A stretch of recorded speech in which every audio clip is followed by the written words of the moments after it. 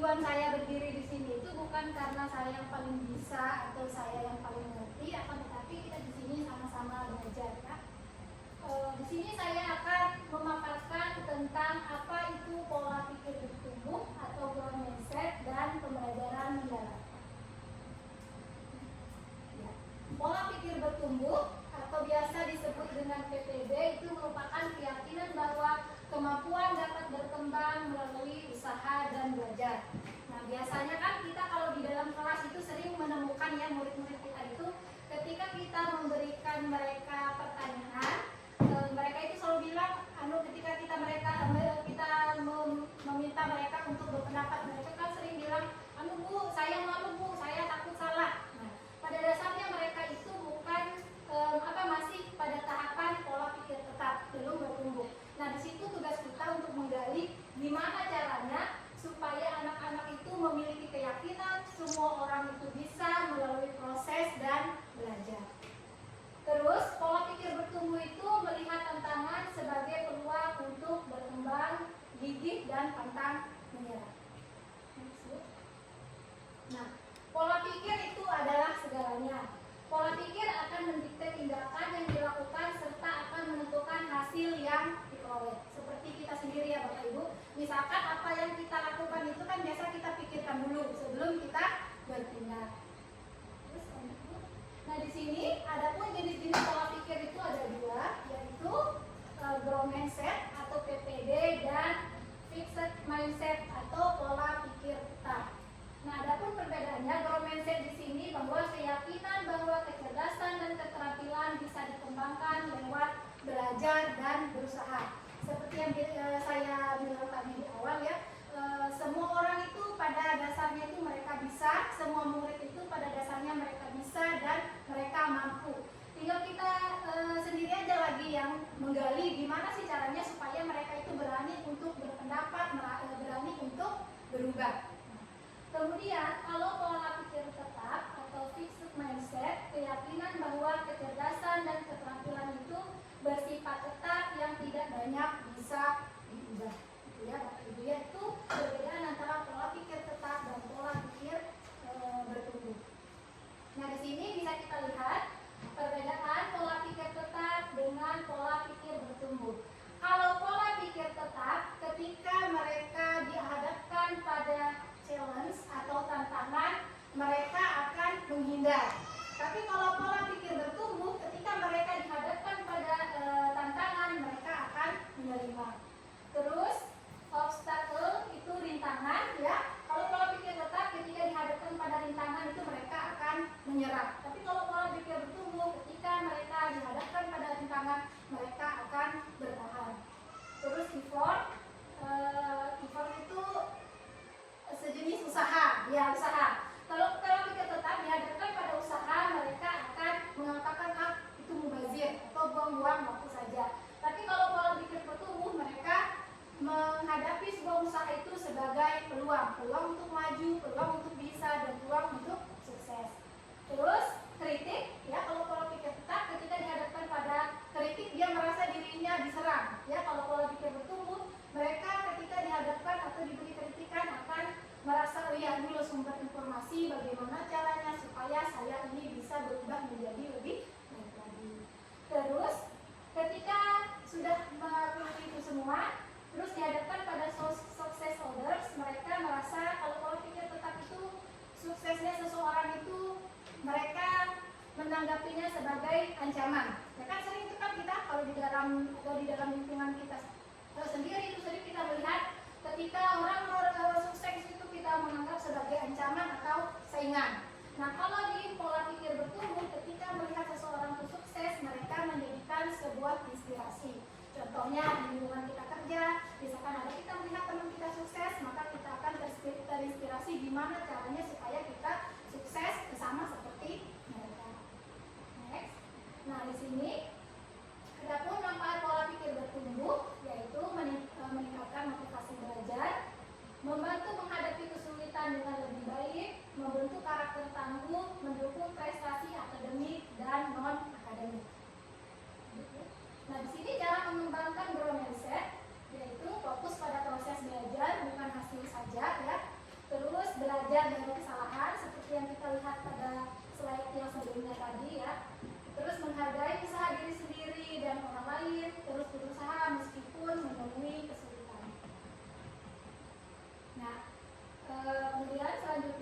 tentang pembelajaran mendalam.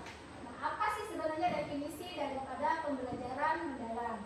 Pembelajaran mendalam di sini yaitu merupakan pendekatan yang memuliakan dengan menekankan pada penciptaan suasana belajar dan proses pembelajaran yang berkesadaran, bermakna, menggembirakan melalui olah pikir, olah hati, olah rasa, dan olahraga secara holistik dan terpadu. Nah, di sini bisa kita lihat Bapak Ibu ya, olah pikir itu akan merupakan proses pendidikan yang berfokus pada pengasahan akal budi dan kemampuan kognitif seperti kemampuan untuk memahami, menganalisa, memecahkan masalah. Nah, kalau olah hati adalah proses pendidikan untuk mengasah kepekaan batin, membentuk budi pekerti, serta menanamkan nilai-nilai moral dan spiritual. Olah hati ini contohnya misalkan ketika kita ketemu teman yang lagi mendapatkan musibah, kita kan ikut berempati atau bersimpati. Terus olah rasa merupakan sebagai proses pendidikan yang bertujuan untuk mengembangkan kepekaan estetika, empati, dan kemampuan menghargai keindahan serta hubungan antar manusia. Olah rasa ini bisa juga kita contohkan seperti kegiatan gotong royong atau ketika di dalam kelas itu kan sering kita di dalam pembelajaran itu kita mengajak murid-murid kita itu tidak lupa untuk mengucapkan rasa syukur kepada Allah SWT atas kita diberikan nikmat sehat, kemudian kita bisa menikmati atau menikmati keindahan alam seperti itu. Kemudian kalau olahraga merupakan bagian dari pendidikan yang bertujuan untuk menjaga dan meningkatkan kesehatan fisik, kekuatan tubuh, serta membentuk karakter melalui kegiatan jasmani. Nah, di sini Bapak Ibu bisa kita lihat kerangka daripada pembelajaran mendalam. Di situ ada bermakna, berkesadaran, menggembirakan, mengaplikasi, merefleksi, dan memahami. Nah, adapun ciri-ciri pembelajaran mendalam di sini yaitu fokus pada pemahaman bukan hafalan, terus menghubungkan konsep baru dengan pengetahuan lama, menumbuhkan keterampilan berpikir kritis dan reflektif. Ini bisa kita terapkan ketika kita mengajar itu kan ada kegiatan diskusi ya, di situ kan kita meminta murid-murid kita itu untuk mereka aktif dalam berpendapat, kemudian melibatkan partisipasi aktif siswa seperti yang sudah kita tahu ya di sini kan kita sekarang bukan teacher center akan tetapi student center. Di sini kita menggali gimana sih supaya ketika kita dalam pembelajaran itu siswa kita itu bisa aktif ya. Guru kan tugasnya hanya sebagai fasilitator saja, hanya memfasilitasi tugasnya ya. Setelah itu ya semua kita harapkan murid-murid itu terlibat aktif ketika kegiatan pembelajaran kontekstual dan relevan dengan kehidupan. Nah, adapun tujuan pembelajaran mendalam di sini yaitu membentuk pemahaman konseptual yang kuat, mengembangkan kemampuan berpikir tingkat tinggi atau critical thinking, membiasakan refleksi diri dalam belajar, mendorong kolaborasi dan komunikasi, terus membekali siswa dengan kompetensi abad 21. Adapun strategi penerapan yang bisa kita terapkan dalam kegiatan pembelajaran kita yaitu kita menggunakan inquiry atau problem based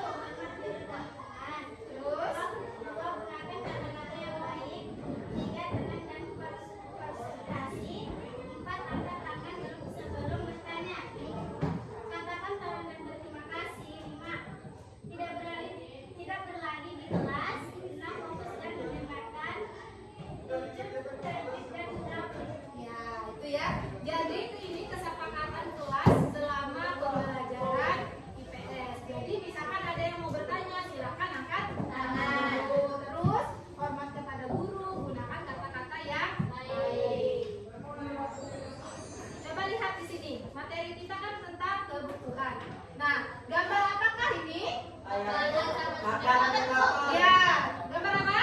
Makanan dan juga sepeda motor. Apa nanti hubungannya antara kedua gambar ini dengan materi kita pada hari ini? Oke, berdasarkan gambar tersebut, sampaikan tujuan pembelajaran materi kita pada hari ini. Siapa yang bisa membantu ibu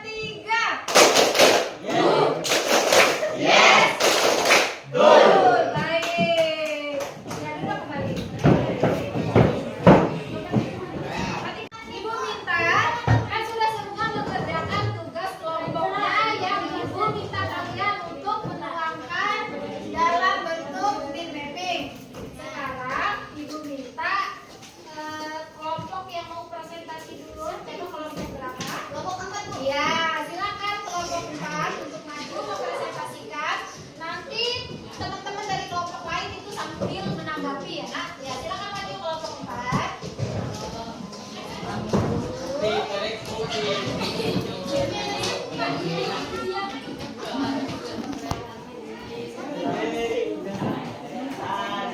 Tolong perhatikan kelompok 1, 2, 3 tolong diperhatikan. Iya Bu.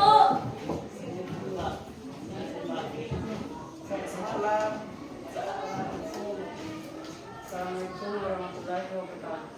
Waalaikumsalam warahmatullahi wabarakatuh. Silakan kelompok 4.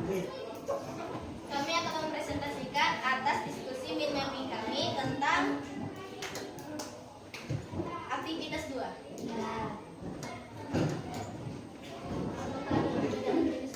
Dari masing-masing anggota kelompokmu. Mengapa sih?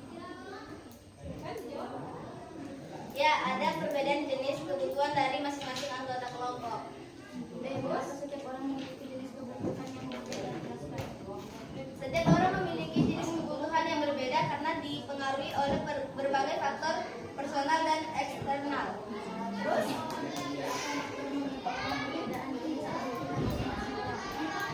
Faktor-faktor yang menyebabkan perbedaan jenis kebutuhan masing-masing orang meliputi usia, jenis kelamin, tingkat pendidikan, pekerjaan, lingkungan, tempat tinggal, agama, pendapat, serta sosial dan budaya. Bagaimana cara memenuhi kebutuhan dalam hidup kita? Cara memenuhi berbagai jenis kebutuhan dalam hidup kita dapat dilakukan dengan perencanaan, prioritas, pengelolaan, dan sumber daya dan adaptasi. Ya, itu beberapa pendapat hasil diskusi dari kelompok 4. Ada yang ingin bertanya? Ya, baik. Kalau sudah jelas, silakan kelompok 4 yuk kita kasih tepuk salut ya. Tepuk salut. Salut, salut. Salut, salut. Salut. Ya baiklah anak-anak, berdasarkan materi kita hari ini, jadi bisa kita tarik kesimpulan. Tapi sebelum kita menyimpulkan materi pada hari ini, apakah ada yang ingin bertanya? Ya silakan Feli. Bisa kebutuhan primer itu tidak dipenuhi. Apakah bisa kebutuhan primer itu tidak terpenuhi? Jawabannya tidak bisa. Karena kebutuhan primer tadi itu merupakan kebutuhan pokok. Contohnya seperti makanan, tempat tinggal, dan pakaian. Contoh sederhana saja, kalian sehari misalkan tidak makan itu kuat apa enggak? Lapar ya. Nah itu jadi jawaban kali. Sudah paham Feli? Iya. Nah itu tadi ya. Nah berdasarkan hasil materi kita hari ini bisa kita tarik kesimpulan bahwasanya kebutuhan itu harus dipenuhi ya. Nah di sini apakah kalian sudah paham tentang materi hari ini? Paham, Bu. Bagaimana cara kita untuk memenuhi kebutuhan sehari-hari? Contohnya kebutuhan primer. Dengan ya makan dengan cara apa? Berusaha dan bekerja. Baik anak-anak semua, Assalamualaikum. akhiri materi kita pada hari ini. Tolong dipersiapkan materi untuk minggu depan yaitu tentang pasar. Nah, sebelum menutup pembelajaran kita pada hari ini, alangkah baiknya kita tutup dengan berdoa. Silakan berdoa untuk memimpin doa. Siap.